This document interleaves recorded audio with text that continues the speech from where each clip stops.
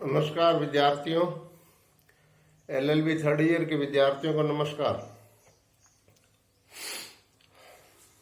आज लॉकडाउन का पहला दिन है। इस लॉकडाउन में आपको सावधानी बरतनी है, बार बार कहने की आवश्यकता नहीं है, क्योंकि आप जिम्मेदार नागरिक के हिस्से हैं। घर की रखनी है, परिवार की रखनी है, अन्य का सहयोग करना, यथासंभव घर में रहना है, लॉकडाउन के नियमों की पालना करनी है। बहुत खतरनाक बीमारी है, ध्यान रखने का। कुछ नहीं, चंद दिनों में निकल जाएगी।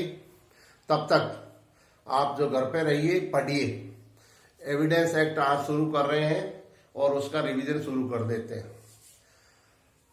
तो एविडेंस एक्ट में सबसे पहले आता है साक्ष्य क्या है।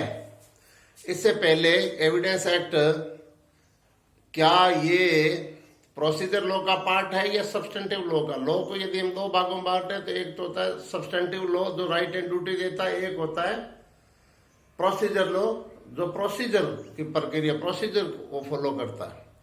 तो एविडेंस एक्ट जो है प्रोसीजर लॉ का पार्ट है और ये क्रिमिनल और सिविल दोनों में काम आता है। अब पहला आता है, कुछ एक इंपोर्टेंट इश्यू अपन उठा लेते हैं परीक्षा के दृष्टिकोण से। पहला आता है साक्ष्य क्या है। साक्ष्य से तात्पर्य क्या है। साक्ष्य एविडेंस क्या है।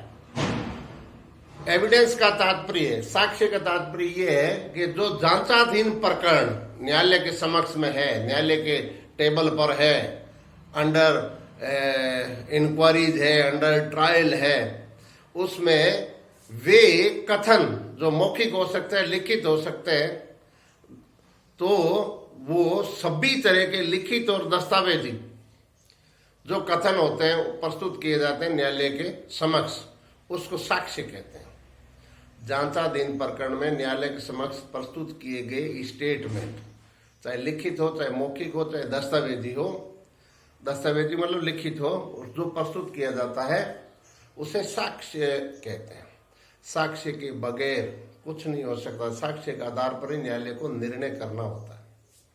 तो साक्ष्य। अब इसमें दोस्तों तीन बहुत इंपॉर्टेंट चीज है, फैक्ट्स, रेलेवेंट फैक्ट्स और फैक्ट्स इन इश्यू। इन तीनों को यदि आप क्लियर कर लोगे तो एविडेंस चुटकियों में हो जाएगी, चुटकियों में, क्योंकि सब जगह तथ्य, सुसंगत तथ्य, विभाजित तथ्य ये नाम आएगा। इसलिए तथ्य क्या है। तथ्य सेक्शन 3 के अनुसार फैक्ट्स, तथ्य। तथ्य का तात्पर्य क्या है। तथ्य का कई निकनेम, उपनाम है। घटना, वाक्य, स्टोरी, मामला, ये सब तथ्य के निकनेम है, उपनाम है। और तथ्य किसे कहते हैं। आकाश, पाताल, वायु, जो कुछ भी हम देख रहे हैं, सुन रहे हैं, समझ रहे हैं, सारा कुछ फैक्ट्स है, तथ्य। तो तथ्य में इंक्लूड्स क्या है। तो तीन जो है एलिमेंट्स जो है इंक्लूड्स है। पहला है तथ्य की अवस्था, अर्थात तथ्य की अवस्था क्या है। गाड़ी एक एक्सीडेंट हुई, पड़ी है, कैसे पड़ी, ऊपर है कि नीचे, कोई आदमी मरा हुआ पड़ा है, टांग कटी हुई है, एक सिर कटा हुआ है कि लटका हुआ है, क्या है वो अवस्था बोलते हैं, उसको स्टेज। दूसरा, जो इंद्रियों द्वारा बहुत गम्य हो। 5 प्रकार की इंद्रिय हैं हमारी, जो 4 तो ऊपर ही है, कान, नाक, आंख, नाक, जीवा और त्वचा, बॉडी। ये 5 प्रधान इंद्रिय हैं हमारी। इनके द्वारा हम जो है संचालित होते हैं, कंट्रोल्ड होते हैं, ये हमें सूचनाएं देती है। तो आंख से जो कुछ भी आप देख रहे हो तथ्य है, कान से जो कुछ भी सुन रहे हो तथ्य है, जीभ से जो कुछ भी स्वाद ले रहे हो फैक्ट्स है, नाक से जो कुछ भी गंध दुर्गंध ले रहे हो फैक्ट्स है, और जो भी सर्दी गर्मी महसूस कर रहे हो वो फैक्ट्स है।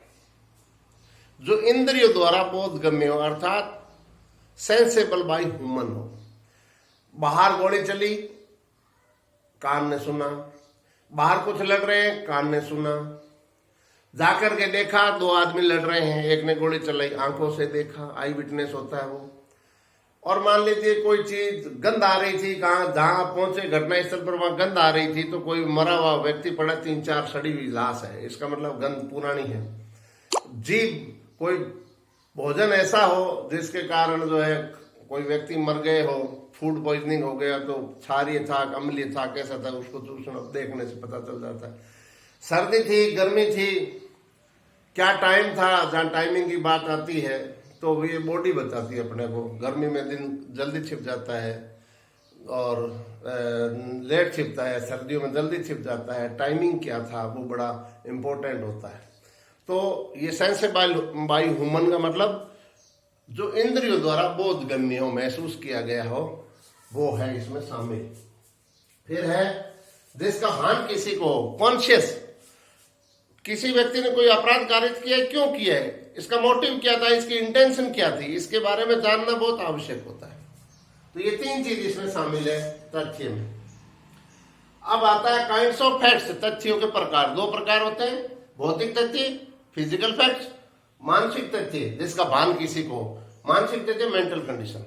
भौतिक तथ्य जो इंद्रियों द्वारा बोधगम्य, वो सारे भौतिक तथ्य कोर्ट में साबित करना आसान होता है, लेकिन मानसिक तथ्य को कोर्ट में साबित करना बड़ा दुष्कर कार्य है। जैसे पाचन क्रिया को समझना जितने दुष्कर कार्य है उतना ही भौतिक मानसिक तथ्य को समझ, लेकिन फिर भी समझना तो पड़ेगा, किसी की लाइफ का सवाल।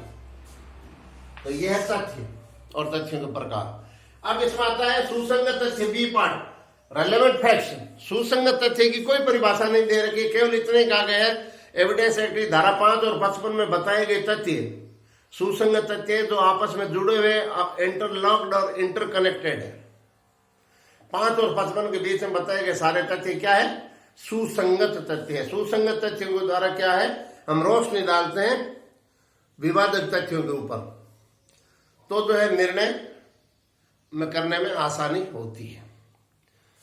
तो सुसंगति का आधार क्या है, test of relevancy by law और बाय लॉजिक। कानून के अनुसार तो धारा 5 और 55 के बीच में बताए गए तथ्य सारे एडमिसिबल है, ग्राह्य है, कोर्ट का कोई ग्रेस नहीं है, कोर्ट को स्वीकार करना पड़ेगा। धारा 5 से 55 के अलावा कोई फैक्ट्स क्या ग्राह्य हो सकते हैं, ये कोर्ट के डिस्क्रेशन पर निर्भर करता है। वकील लॉजिक के आधार पर अपनी बिल्डिंग खड़ी करता है, फैक्ट्स आधार पर फैक्ट्स को बताता है कोर्ट को, कोर्ट को जच जाता है, उचित लगता है, कोर्ट सेटिस्फाई हो जाता है, तो उस तथ्य को भी कोर्ट ग्राह्य कर लेती है, भले ही धारा 5 और 55 के बीच में न हो। धारा 5 और 55 के बीच में तो कोर्ट का ग्रेस नहीं है, लेकिन धारा 5 और 55 के बीच में नहीं है, अन्य फैक्ट्स आप एडमिसिबल कराना चाहते हैं, कोर्ट में ग्राह्य कराना चाहता है कि कोर्ट स्वीकार करे, पत्रावली भर ले, तो आपको लॉजिक के आधार पर जो है वो सिद्ध करना पड़ेगा और कोर्ट को संतुष्ट करना। कोर्ट संतुष्ट हो जाती है तो लॉजिक के आधार पर भी फैक्ट्स को वो स्वीकार